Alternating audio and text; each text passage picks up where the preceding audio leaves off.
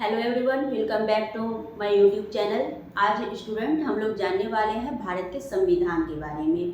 तो चलिए, जैसा कि आप सभी जानते हैं कि ये केवीएस, एनवीएस और जो बीपीएससी टीआरई 4 की एग्ज़ाम होगी, इनके लिए बहुत ही जो है इम्पॉर्टेंट टॉपिक है। तो चलिए हम लोग जो है इस वीडियो को आगे बढ़ाते हैं। तो इसमें हम ज़्यादा नहीं, क्वेश्चन के व्यू से ही जो है हम सारी जानकारी लेंगे। ज़्यादा अभी पढ़ने का टाइम भी नहीं है, इसलिए हम लोग जो है एक समझिए कि मुख्य बातों पर ही चर्चा करेंगे। तो सबसे पहली बात अगर करें कि भारतीय संविधान होता क्या है, तो हम यहाँ कहेंगे कि भारतीय संविधान जो है एक क्या है, एक नियमों का किताब है, एक नियमों का पुस्तक है। ठीक है। और इसमें क्या होते हैं कि जैसे कि ये पुस्तक इसलिए बनाया गया है ताकि सरकार कैसे किसी भी नियम को चलाए, कैसे जो है किसी भी देश या राज्य को चलाने के लिए कैसे काम करे, या विभिन्न प्रकार के जो नागरिक होते हैं उनके क्या अधिकार होते हैं, और कौन कौन से जो है इस कानून के अंतर्गत न्याय व्यवस्था जो है सुनिश्चित की गई है। ये सारी बातों की संपूर्ण जानकारी संविधान में क्या होती है, निहित होती है। तो इसलिए हम कहेंगे कि संविधान जो है वो नियमों का क्या है, एक किताब है, एक पुस्तक है। चलिए अब हम आगे जो है कॉन्सेप्ट को बढ़ाते हैं। अब है कि संविधान कैसे बना। ठीक है। तो जब तक संविधान बनता नहीं तो विभिन्न प्रकार के नियमों की व्यवस्थाएं भी नहीं हो पाती। तो उन सारी बातों को ध्यान में रख करके डॉक्टर भीमराव अंबेडकर को संविधान का निर्माता कहा जाता है। ठीक है। चलिए, तो अब हम यहाँ देखेंगे कि संविधान सभा का गठन जो हुआ था वो 1986 ईस्वी में हुआ था। ठीक है। जो मूल बातें हैं बस हम उनकी चर्चा करेंगे। संविधान सभा का गठन 1946 में हुआ था। उसके बाद प्रथम बैठक जो हुई थी 9 दिसंबर 1946 को। ठीक है। संविधान सभा के अध्यक्ष कौन थे, तो डॉक्टर राजेंद्र प्रसाद थे। और अगर मसौदा समिति अध्यक्ष की बात की जाए तो डॉक्टर भीमराव अंबेडकर इनके जो है मसौदा समिति के अध्यक्ष थे। ठीक है। पहले भी हम चर्चा कर चुके हैं। भारत का संविधान को बनाने में 2 साल 11 महीने और 18 दिन का क्या लगा था, समय लगा था। और अगर अंगीकरण की बात की जाए तो संविधान को अंगीकृत कब किया गया, तो 26 नवंबर 1949 को, और इसको लागू कब किया गया, तो 26 जनवरी 1950 को। ठीक है। तो ये सारे जो है आपके इनसे बहुत सारे जो है क्वेश्चन जो है बन सकते हैं आगामी जो है कॉम्पिटिटिव एग्जाम के लिए। ठीक है। चलिए बढ़ते हैं आगे की ओर। अब हम यहाँ देखेंगे, अब आती है संविधान की प्रस्तावना यानी कि प्रियम्बल की बात। तो जब हम प्रस्तावना की बात कहते हैं तो आपसे पूछ सकता है कि बताइए संविधान की जो प्रस्तावना है वह संविधान का क्या होता है। तो हम बताएंगे कि संविधान की जो प्रस्तावना होता है वो संविधान की आत्मा होती है, सोल होता है। सोल ऑफ कॉन्स्टिट्यूशन की अगर बात की जाए तो हम बोलेंगे प्रस्तावना को। ठीक है। प्रस्तावना को हम संविधान की आत्मा कहते हैं। तो यहाँ हम स्टूडेंट ये देखेंगे कि भारत को जो है मतलब कि प्रस्तावना में यह घोषित करती है, प्रस्तावना में यह निहित है कि भारत जो है एक सार्वभौमिक क्या है, देश है, साथ ही समाजवादी है, पंथ निरपेक्ष है और लोकतांत्रिक और गणराज्य वाला क्या है, देश है। ठीक है। और साथ ही हम प्रस्तावना के 4 मूल उद्देश्य की भी बात करेंगे, जिसमें न्याय की बात होती है, स्वतंत्रता की बात होती है, समानता और बंधुता की जो है बातें होती है। तो ये जो है बहुत ही इम्पोर्टेंट टॉपिक आपके लिए है। बिल्कुल एकदम, बस ज़्यादा नहीं, अभी समय की कमी को देखते हुए हम लोग को क्योंकि बहुत पढ़ना है और अलग अलग जो है कॉन्सेप्ट लेने हैं अलग अलग विषयों में, इसलिए हम लोग ज़्यादा लेंदी प्रोसेस में ना जाएं। चलिए अब हम संविधान की संरचना की बात करें, स्ट्रक्चर की बात करें, तो संविधान का जो प्रारूप मतलब कि संरचना है, तो इसमें जो है भाग कितने हैं, तो 22 भाग हैं। अनुच्छेद कितने हैं, तो 395 अनुच्छेद हैं। और अनुसूचियां कितनी है, तो 12 अनुसूचियां है।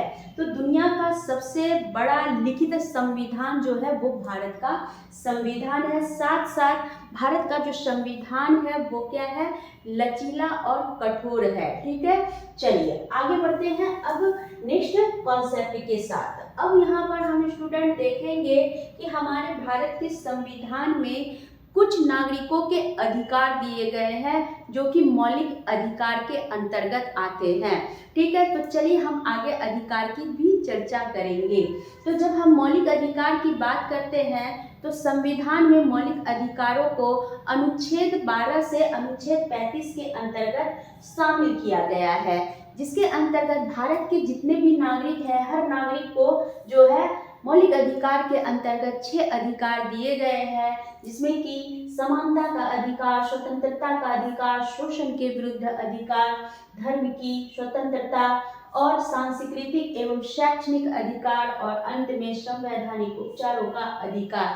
तो ये सारे अधिकार इसलिए दिए गए हैं ताकि नागरिकों कि क्या हो सके, यानी कि किसी भी प्रकार के अन्याय के खिलाफ वो लड़ सके, यानी कि उनके सम्मान की रक्षा हो सके, उनके अधिकारों की रक्षा हो सके।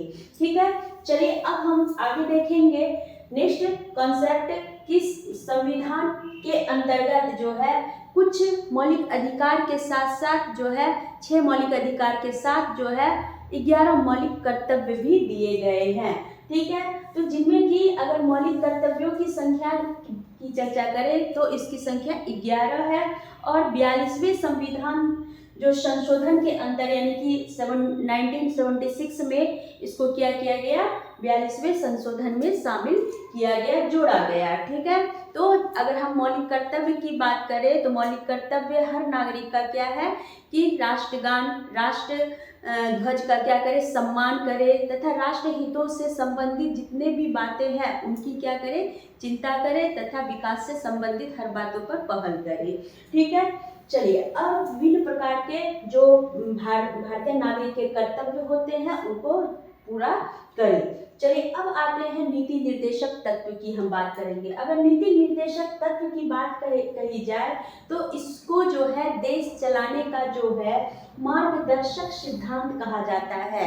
देश चलाने के लिए नीति निर्देशक तत्वों का क्या किया जाता है, सहारा लिया जाता है, एक उनसे मार्गदर्शन लिया जाता है। तो नीति निर्देशक तत्व को संविधान में अनुच्छेद 36 से 51 में शामिल किया गया है और सरकार को ये नीति निर्देशक तत्व जो होते हैं वो क्या होते हैं, सही दिशा निर्देश देते हैं।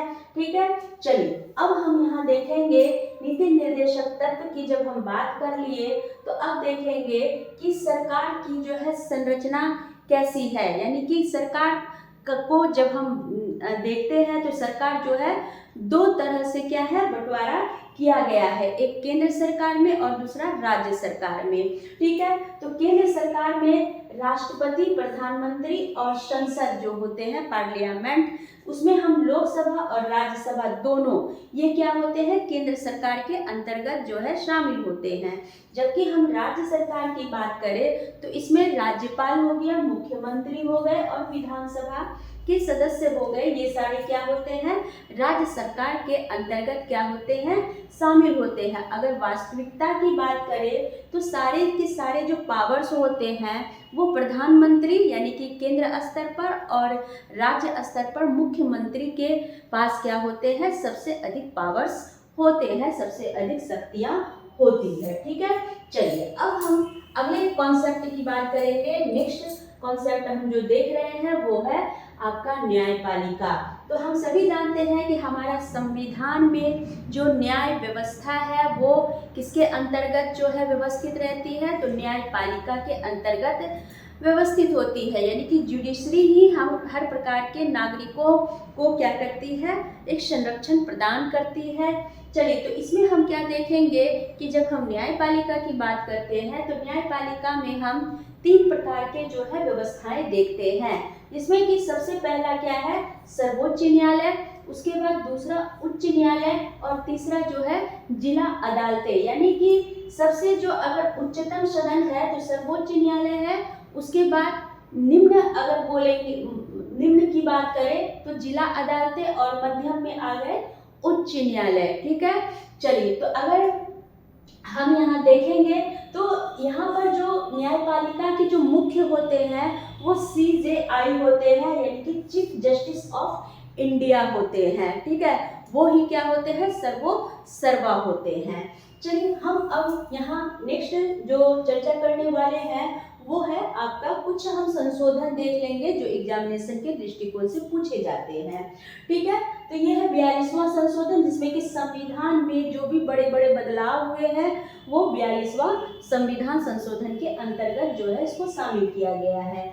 और 44वां संविधान संशोधन जो है आपातकाल से जुड़ी हुई सुधार की जो है बात करता है।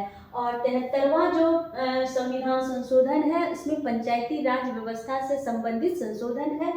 और उसके बाद 74वां जो संविधान संशोधन है ये नगर पालिका प्रणाली से संबंधित व्यवस्थाओं की चर्चा इसमें की गई है।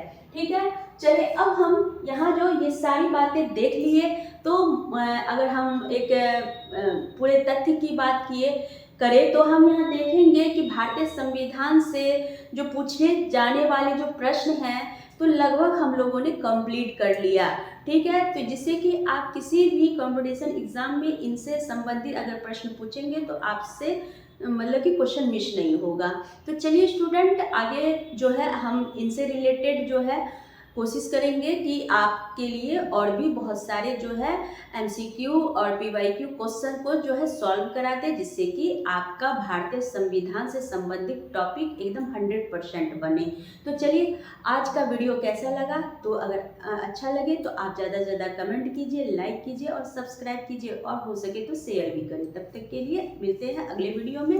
Bye bye.